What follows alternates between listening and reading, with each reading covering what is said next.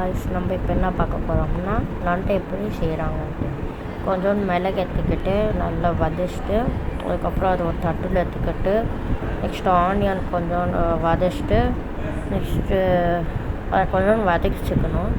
Next கொஞ்சோண்டு தக்காளி எடுத்துக்கிட்டு நல்லா வதச்சிட்டு நல்லா வதக்கணும்.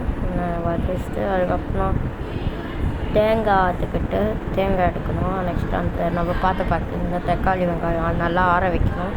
நெக்ஸ்ட்டு மிளகு நெக்ஸ்ட்டு அந்த தேங்காய் அது நல்லா மிக்சியில் போடணும். மிக்சியில் போட்டு கொஞ்சோண்டு வாட்டர் ஆட் பண்ணணும். வாட்டர் ஆட் பண்ணால் அது ஒரு தட்டில் எடுத்து வச்சுட்டு அந்த தக்காளி வெங்காயத்தை மிக்சியில் போட்டு அது இப்போ நம்ம அரைக்க போகிறோம். ஓகேங்களா? அரைச்சிட்டா அந்த நம்ம ஃபஸ்ட்டு பார்த்தீங்களா அதில் போட போகிறோம். நெக்ஸ்ட்டு இப்போ நம்ம பார்க்குறது நண்டு. கொஞ்சோண்டு எண்ணெய் ஊற்றிக்கிட்டு நெக்ஸ்ட்டு கொஞ்சோண்டு ஜீரகம் அது அந்த கொத்தமல்லி அந்த ஜிஞ்சர் பேஸ்ட் அதெல்லாம் போட்டுக்கிட்டு நெக்ஸ்ட்டு அந்த இது பார்த்தீங்களா அதை போட்டுக்கிட்டு கொஞ்சோண்டு உப்பு மசாலாவில் போட்டுக்கிட்டு கொஞ்சம் காரம் அதெல்லாம் போட்டுக்கிட்டு நல்லா மிக்ஸ் பண்ணணும்.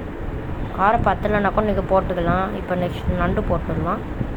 நண்டு போட்டு உப்பு காரம் பத்தலைனாக்கும் நீங்கள் போட்டுக்கலாம். அது பிரச்சனை இல்லை. உங்களுக்கு பத்திரமா நீங்கள் போட்டுக்கலாம். நண்டு இப்போ வச்சிட்டோம் கிரேவியில். அப்போ அந்த நண்டை அது நல்லா மிக்ஸ் பண்ணணும். நண்டை மிக்ஸ் பண்ணிவிட்டு இப்போ காட்டுறோம். மிக்ஸ் பண்ணிவிட்டு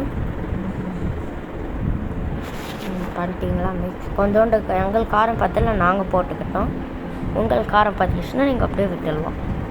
கொஞ்சோண்டு அந்த இது மட்டும் போட்டுடலாம். ஓகே, அவ்வளோதான் காய்ஸ் இந்த வீடியோவில்.